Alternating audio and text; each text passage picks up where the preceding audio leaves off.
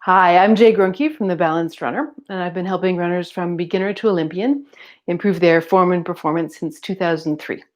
And I'm here today with with a stuck-at-home running form tip, except as you can see, I am not at home. I'm in my sister's working shed. Long story, and apparently I have enormous glare off my glasses, so you just have to track here somewhere. I want to talk today about the right running shoes to facilitate good run, because you're watching this video because you care about your form and you've been working on that. And aren't you smart? That is the most important thing to do. And running shoes can help support that. But a lot of runners put the shoes before the form, get the right shoes first, and then, maybe you do a little form work on the side, and that is definitely putting the cart before the horse.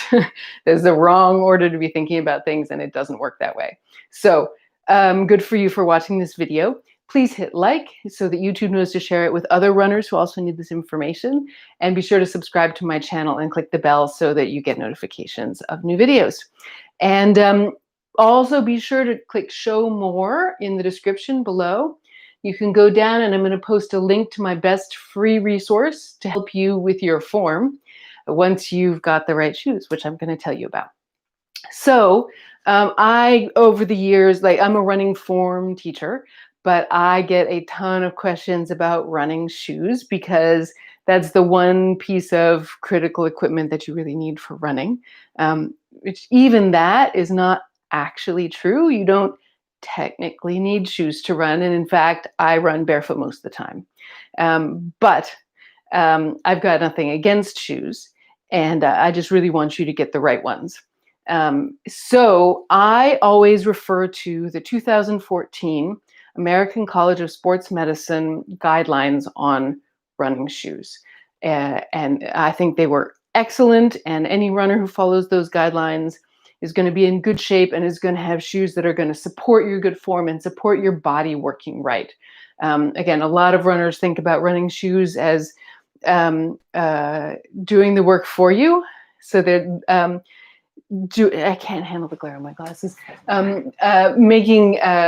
Making up for the things that your body isn't doing right, but there's nothing that your body isn't doing right that you can't learn to do, and that you don't in fact need to learn to do in order to stay as healthy as you can, and in order to fulfill your potential as a runner. To run as fast as you're able to run, to feel as good as you're able to feel. So, that's why form comes first and it's more important. So the 2014 American College of Sports Medicine guidelines for running shoes have 4 simple recommendations. No more than a 6 millimeter heel to toe drop. So that means that you don't run downhill more than 6 millimeters. There's not more than 6 millimeters more of cushioning or stack height underneath the heel than under the toe, right? Can you picture that? So I don't have shoes here because I just don't have running shoes a lot. But so a lot of conventional running shoes have 12 millimeters height difference between the heel and the toe. So, you're running in heels in that case. You just can't feel it because of the cushioning and the solidity of it all. But it makes your feet work poorly, and that makes the whole rest of your body work poorly. So 6 millimeters maximum difference. And you can go, they make shoes with less than a 6 millimeter drop, all the way down to 0 drop, which means it's completely level, as if you were standing in bare feet on the ground. Your heel and your toes are at the same height. But as long as you get down to 6 millimeters or less, you're good. Your foot can work pretty normally in that case. Second, my notes are over here because I thought I was going to stand. The complexities of doing this in a new place. No motion control or stability components whatsoever. And the guidelines were very clear in saying a shoe complements a strong foot, but should not be doing the work of the foot.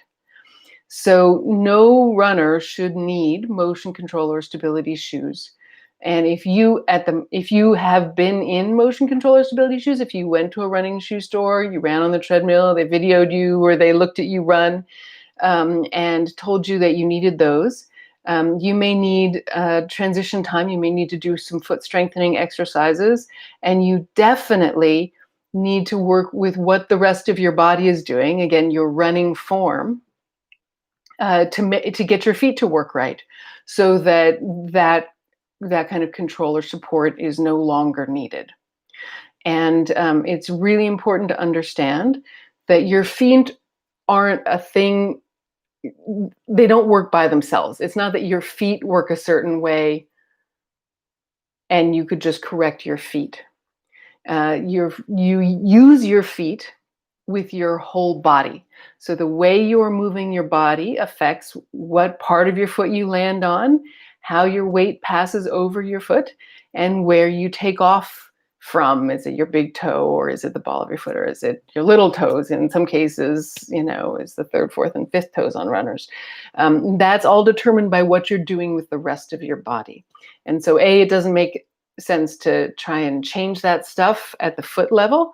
And B, if you want to be doing it right, you need to be thinking in terms of your whole body. And that's why I'm putting the resource in the description below. It's a link to my free 1-week Mind Your Running Challenge, which will teach you the basics of what you need to do with your body to be using your feet well and to be using your whole body well. So please, if you haven't done that challenge, even if you've done other of my stuff, please do that challenge, because it really brings things together. And gives you an overview of how everything fits together. So, third, they should be lightweight. I don't think we need to say a lot about that. It's pretty obvious why that would be beneficial, right? In terms of the amount of energy that it takes to swing a heavier foot and a heavier leg. I mean, some of the research on running economy even looks at more economical body types as runners who tend to have less bulky calf muscles. So even if the weight of your calf muscle makes a difference, imagine how much the weight of your shoes, even much farther down on the pendulum of your leg, what a difference that makes. So lightweight. And then the fourth is a wide toe box. So, and if you have access to those recommendations, you'll see that the first three are bullet points basically in their recommendations, and the fourth, the wide toe box, is in the descriptive text. So a normally developed healthy foot is wider across the toes than across the ball of the foot. Most modern adults, that's not true, because we've been in shoes with narrow toe boxes that have squeezed our toes together since childhood, and our feet are now shaped that way. But here's hoping my foot isn't too dirty. So that is a normally shaped foot. I'm having to do that by spreading my toes a little bit. But if the toe box is narrow, so that the widest part is across here, like this, then actually you are gonna be at more risk for knee problems. And there's research that shows this, but more so I can just explain to you how that happens. That when your weight comes, when your knee bends and your weight comes onto the front of your foot, it's so handy, my sister has a rotating desk chair. When your knee bends, your weight comes onto the front of your foot. And that weight and pressure spreads your toes a bit. And if you have something blocking your toes from spreading, then you won't be able to fully receive that weight, and you'll stop the bending of your knee, of you landing on that foot, a little too soon. And then that can put your pelvis behind your foot in mid-stance, which really stresses the quads, which becomes then very irritating for the patellar tendon and can lead to runner's knee. And it's certainly going to lead to running where you feel more of a pounding, because you're not getting that last bit of compression, and then you're not getting recoil. When your foot gets spread by you landing on it, then that recoil is part of the spring system that pushes you back off the ground again. So a wide toe box is actually really important. And to be honest, I think it's the hardest thing to find in running shoes. So there are some brands, I'm a fan of the really minimalist brands. For instance, Vivo Barefoot and Zero shoes, which I like so much that I actually bought stock in them. And then as a more conventional type, but with the wide toe box, but conventional in the sense of cushioning and looks more like a normal running shoe, Ultra is a brand that does that. Topo Athletic is a brand that does that. Those are the top ones that I'm aware of, but there are others. So you may have to do some hunting, but even if you're not used to a wide toe box, you're going to feel like your toes are kind of loose in there, and that's going to feel strange, but it's just because you're not used to it and because your foot needs to change. So the thing that I want to make sure that you understand is if you have been running in a conventionally cushioned, like a stability shoe with a 12 millimeter heel to toe drop and a narrow toe box, like A, you're not alone. And B, you're going to feel a lot better when you get into shoes that meet these guidelines. But C, you're not going to be able to do it overnight because you need to change how your whole body is moving so that you're using your feet well. And your feet are going to have to go through an adaptation process. And this is particularly true if you're a person who wears shoes with a heel in your everyday life for your work or whatever. And that's not just women, because a heel might just be that little bit of lift under the heel of a man's dress shoe. So, but especially if you wear, high-heeled shoes for your work, then in your daily life, then then you're probably not going to run in zero drop shoes, and you're going to need a lot of transition time. And hopefully you can come out of those high-heeled shoes. And that gets me to one more really important point here, which is that it's very hard on your body to run in radically different shoes from what you wear the rest of the time. Because when you think about the amount of time you spend running compared to the amount of time you spend doing everything else in your life other than sleeping, obviously there's no comparison even for a professional runner. So you need everyday shoes, street shoes that are pretty functional. They might look different, but in terms of how they're built, they're pretty similar to the shoes that you're running in if you really want to foster your health as a runner the best you can and your performance as well. And so that means, not more than a 6 millimeter drop, wide toe box, very flexible, so not a rigid sole.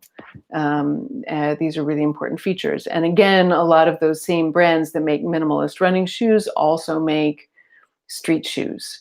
So Lems is another brand that I can think of. So seek those out and consider if you're running in shoes with a 12 millimeter drop now, to get down to 6 millimeters, you might need an in-between step. You might need to run in like an 8, 9, or 10 millimeter drop as your next pair of shoes. And then the pair of shoes after that could be 6 millimeters. And it's okay, in my experience, to switch between shoes with a different amount of drop. Because when you train, when you train as a runner, right, you don't do the same run every day. You do different kinds of workouts, and you give yourself recovery from each kind of workout, and that helps in the adaptation process. And the same is true with adapting to a new kind of running shoes. You're strengthening new muscles, you're changing the tissues and the length of some of the tissues, especially your Achilles tendons. And having not the same stress every day, but varying stresses actually helps your body have that stress and recovery cycle that, we're familiar with, that makes you a better runner. It's going to help your feet to adapt better as well. So listen to your body and don't overdo it. I always tell runners who are running in conventional shoes now and who want to get into fully minimalist shoes, that is a zero drop shoe with no cushioning, that you should consider that a 2-year adaptation process, because your feet have to change so much.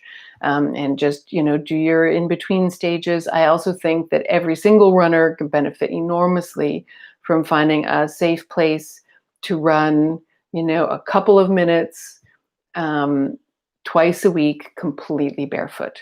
So if that's like a playing field where that there's not going to be broken glass hiding in the grass, or even on a track, or just on pavement is really the best thing to do that on. Even just on a bit of flat road in front of your house, where you can see there aren't a lot of pebbles, or you can see there's nothing you're going to step in that's going to hurt your foot. Just to go back and forth, you get this foot stimulating, foot strengthening, body stimulating experience that you may be shocked to discover you really enjoy. And that is definitely something that happens. But no matter how much you enjoy it, 2 years, 2 years to go from 12 millimeter drop conventional running shoes down to 0 drop minimalist or barefoot running. And again, to get to 6 millimeter drop and all the other features that I talked about, it won't take you that long, but don't do it overnight.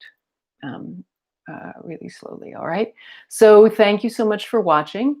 Again, if you haven't hit like or subscribe, please do. Please share this video with your other running friends who need this information, and check out all the great resources that I have for you at balancedrunner.com. And I'll be back here live next Wednesday.